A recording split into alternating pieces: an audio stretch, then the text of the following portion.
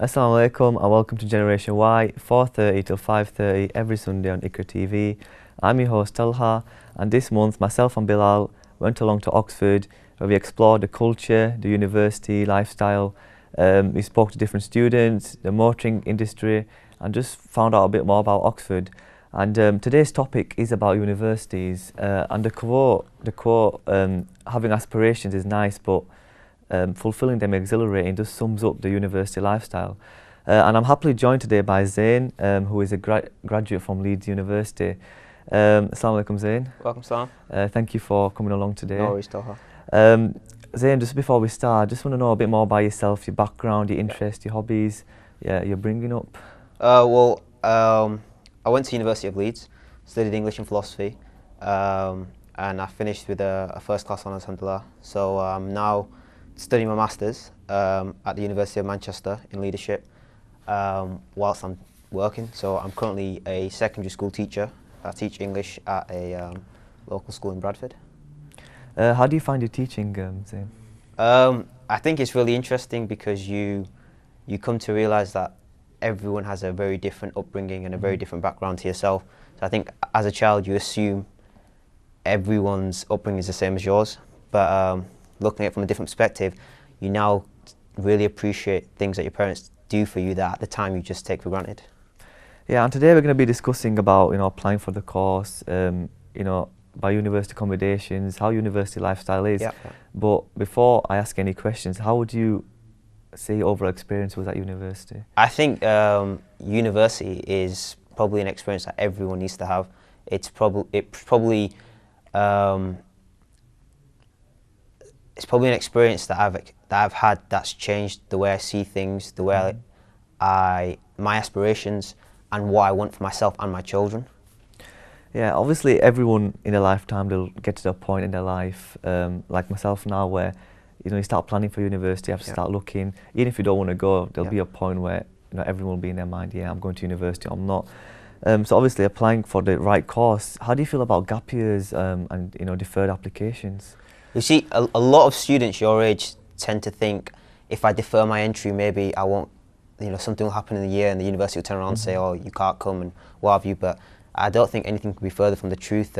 Universities actually look at deferred entries, especially if you want to go on like a gap year, quite favourably, particularly if when you come about to applying in the year after, of course, you've really learned a lot from your experience. So whether that be travelling or having some work experience or something, as long as you learn from that, it actually puts you in a stronger position, because not only are you bringing them a set of results, you're bringing them experiences that puts you ahead of other candidates, really. So saying that, would you say it's an advantage getting your application in early?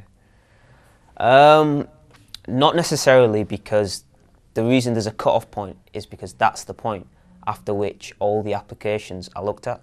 So I don't necessarily think there's any real benefit in handing them in any earlier than the application due date.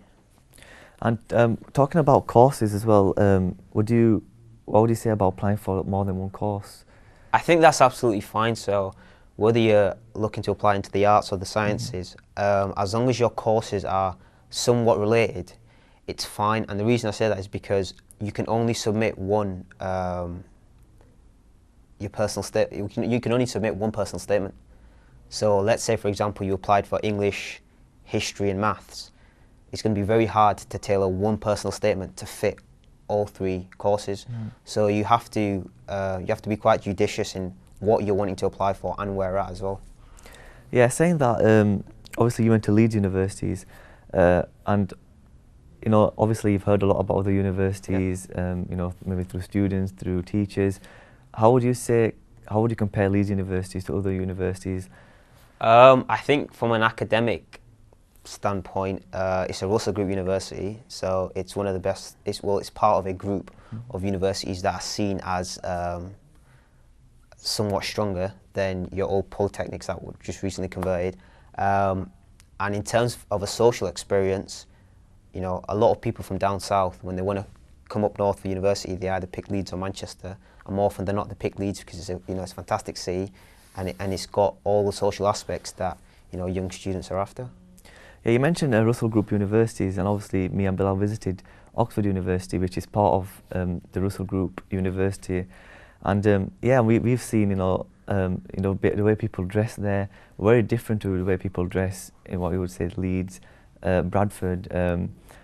Would you say that's something which, is that something to do with culture, or is that just how the universities are set out? I think it's really different, and I also think it depends on what kind of university you go to. So when you've noticed things about dress sense, particularly at university level, I think it's more to do with, especially around places like Oxford and Cambridge, there's a sense of elitism, and it's very, middle to upper class intake. So they dress likewise, whereas let's say if you went to a local university like, a Bradford University or a Leeds Beckett, there may be more chances of you seeing, lads in tracky bottoms and a top. So I think it's horses for courses, really. But I'm not, that's not to say if you're comfortable in tracky bottoms and a top that you shouldn't apply to Oxbridge.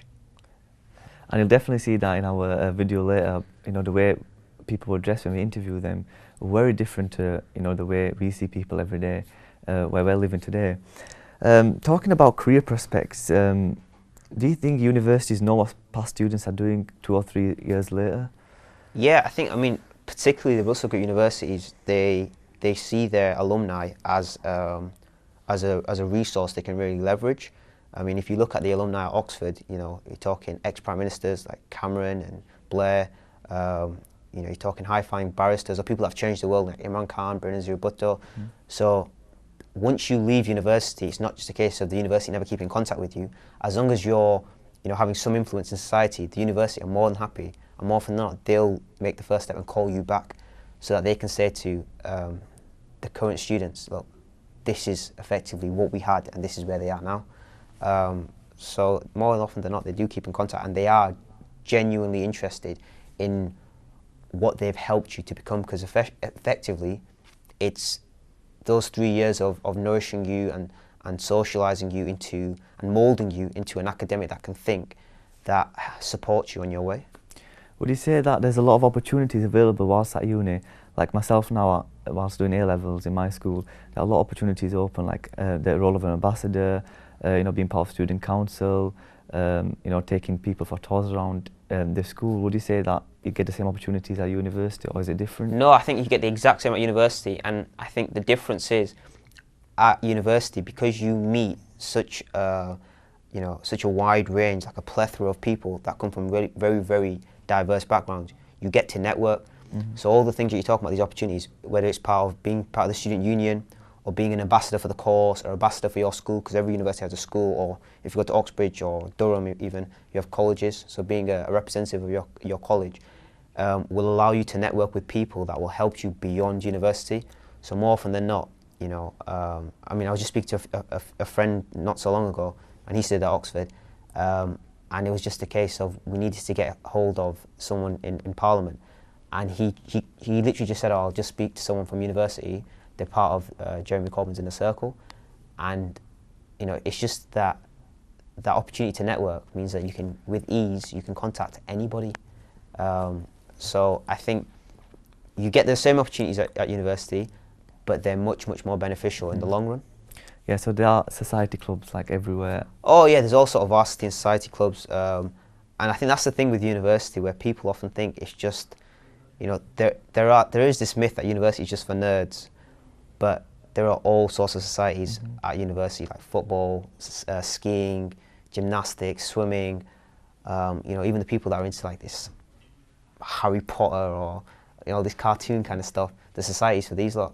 So there's a society for everyone. It doesn't matter what your taste is. At university, you're guaranteed to meet people exactly like you.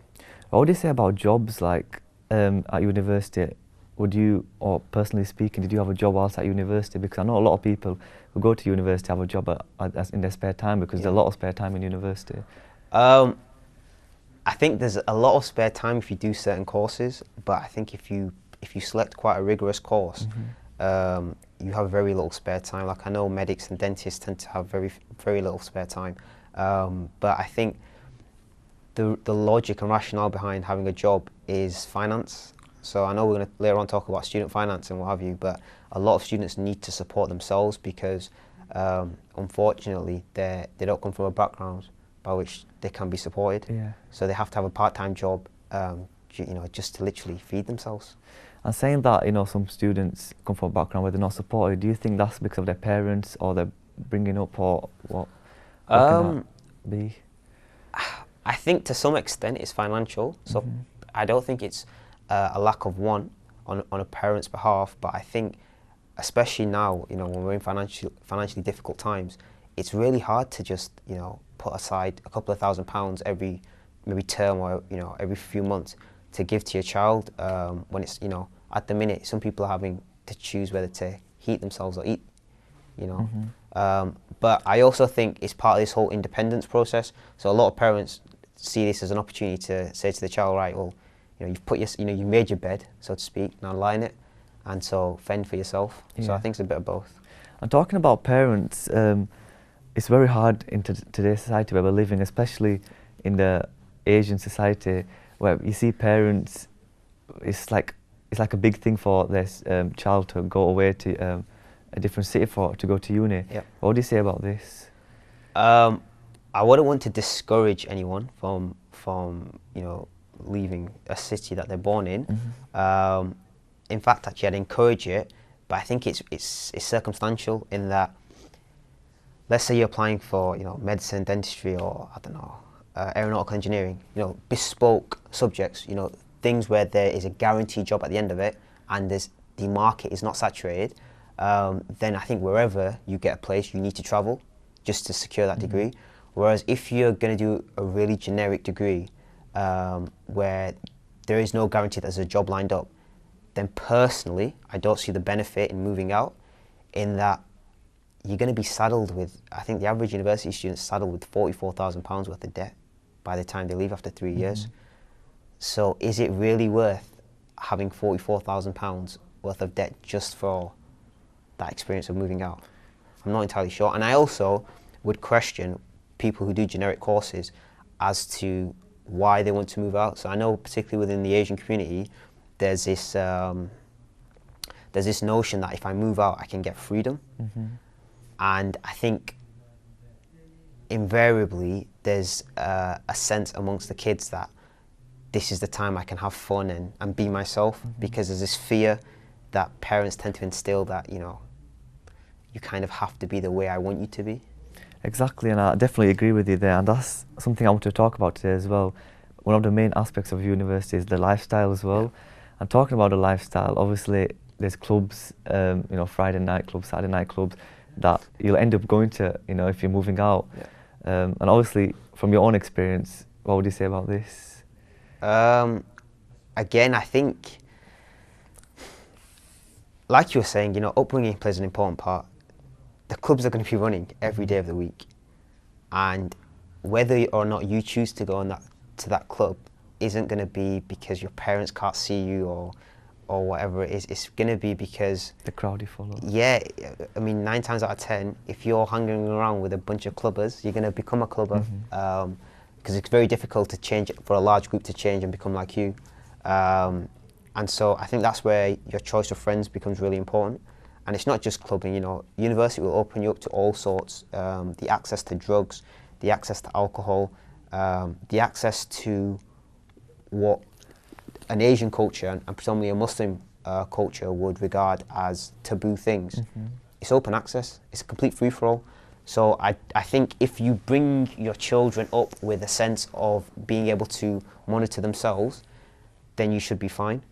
But I think what you find typically is that parents bring their children up to follow what they believe out of fear, as opposed to following it because they understand it and want to follow it. And the problem with that is, once you remove the parent and you put the child in a new environment, then invariably they'll do whatever they want to do. Which is actually why when they come back, more often than not, they find it really restrictive then, and they say, I feel really claustrophobic at home, and I've got no freedom and I can't have fun. And parents then, they always say, why does my son feel like this, or why does my daughter feel like that? But they're either oblivious to the way they've brought the child up, or they're still bringing their children up like they live in a different country. Well, saying that, do you think that universities should have a big role in changing that lifestyle for students? Because if you, like you said, if you're brought up in a household where you've never seen anything like this, and then suddenly you just move to a different city where you've seen all this, do you think that it's also the university's fault for holding all of these events? Not necessarily, because if you think about it, as foreigners, particularly from the East, we've come into a country for economic reasons, and we can't necessarily change the culture. So this university culture that we see is a scaled down version of a work culture. You know, people live for the weekends, people live for the pub, the club, and so I think it would be unfair of us to kind of put that pressure on universities to say, well, you know, you need to accommodate for Muslims, or you need to accommodate for X, Y, and Z group, and kind of cut back on this. I think it should be a case of the opportunity's there, and should an individual, be they Muslim or not, or Pakistani or not, or you know, whatever background they come from, should they choose to embark upon the opportunity, then it's there for them. I think if anything, the onus should be on parents to raise their children to be in line with core values they wish their children hold, and that's got more to do with parenting than it has to do with the university. But a lot of universities do accommodate as well for Muslims as well, like Muslim chaplains, and for other religions as well. Yeah. So there are you know, there's several faith societies and faith groups at university, and you'll find multi-faith events going on to kind of get a better understanding. But I think, you know, like I said earlier, university is whatever you make of it, and however you are, you'll find people like that. So, you know, if you're very religious, you'll find, you know, many religious people there. If you're into certain hobbies, you'll find people that also share your hobbies. So I think it falls into that category, to be honest. Again, like you just said, it's like making the right friends as well and staying in the right crowd. Talking about accommodations, obviously, if you're moving out to go university, you'll be staying in accommodation, which is again a new lifestyle for a few years. New bedroom, you know, maybe you have to share toilets, you know, new food. What would you say about, you know, the change of lifestyle? Well, I think first year, it's unless you're going to university with a group of friends from school, it's particularly hard to get accommodation that meets every criteria that you set out. I think more often than not, it's a case that the universities just put you into dorms with random groups, unless you specify that you want to be in an all-male accommodation or all-female accommodation. And it's not a case of, because you live with 5 people, you have to be friends with them. The only thing you will share with them people is, especially in a university accommodation, will be just the kitchen. You have a shared kitchen and that's it. Everyone has their own room and their own lavatory. But again, in one flat, you know, you could have someone that's very religious, someone that's clubbing every day, someone that's doing both, you know, someone that's addicted to drugs. You'll find all sorts. It's a real, you know, mix. And that's why after first year, particularly when people go into second year and they find their own private accommodation, that's when groups tend to stay together. Yeah, and when we visited Oxford as well, we've seen this, when we were interviewing people, we saw someone who was, you know, who looked really clever, who looked like he focused on his degree. Other people that, you know, you could tell were clubbers, really hyper. And, you know, it's just how university works. You'll meet you'll meet people from different countries, from different cities, and you have to, you know, get along with them, you have to make friends with them. That's what life's about. Yeah, I mean, you'll meet, I think the best thing about university is that you're guaranteed to encounter people from backgrounds which, you know, you might not have even heard before. They come from countries and they speak languages that you didn't know existed, as silly as it sounds, but I think that's one of the aspects of university that allow you to grow. And when you come back, it kind of changes you as a person. Often what you find is that people, particularly when they move from cities like Bradford, if they go to university, they come back, their position on certain issues is radically different. And it's not because, you know, university has in any way changed their thought process and has kind of like inculcated certain mindset and belief. It's not that, it's just that they now encounter different people from different backgrounds and their understanding of things change. So, you know, you might find people that absolutely hate a certain group, go to university, meet people from that group, and they're like, actually, you know what? It's not, you know, they're not that bad, because they realize that, you know, you can't necessarily tar everyone with the same brush, and you can't just believe what an institution says of someone or a group. You've got to genuinely go out there and meet them people for yourself to come to some assessment. Yeah, and like we said before, you know, sharing accommodation, you know, that just plays a part in it, because I think if you see both parts, someone might be brought up where, you know, they've lived luxury and then they go to a university, sharing accommodation, and they've seen both sides. I think that's what will make them think about other people. You know, not everyone has the facilities that we're living today, and I think seeing both lifestyles is definitely will have a big impact on their future, have a big impact on how they will raise their kids as well. Yeah, I mean, you find people that, let's say, come from working class backgrounds and go to university with people from, you know, upper to middle class individuals, and often there's an assumption that, oh, they're snobs, they don't know how we live, you know, they don't know our struggle, this, that, and the other. And then what they find is that this ignorance it's not born out of malevolence or anything. It's just they genuinely haven't seen people of that lifestyle. So when they encounter a working class individual for the first time, and they begin to realize, actually, we're the same person, and it's just our circumstances, it's you know, by virtue of the fact that I was born here, you were born there, that's allowed us to have different upbringings. And likewise, you know, you'll meet upper to middle class people or upper class people at university whose perspective rather changes on working class people. So, you know, there might be you know, a general notion that all working class people are benefits grounders, they're leeching the system, you know, they can't speak English properly, they dress in joggers and tops and what have you. And again, that changes because they realise, actually, it's just a matter of circumstances. You know, we speak the way we do and we dress the way we do because of where we're brought up. It's not a choice per se. You know, you didn't choose who your parents were, where you brought up, nor did I. So I think university allows people to realise that things are very circumstantial, and you have to look at the wider context in which something's occurred to actually really understand it.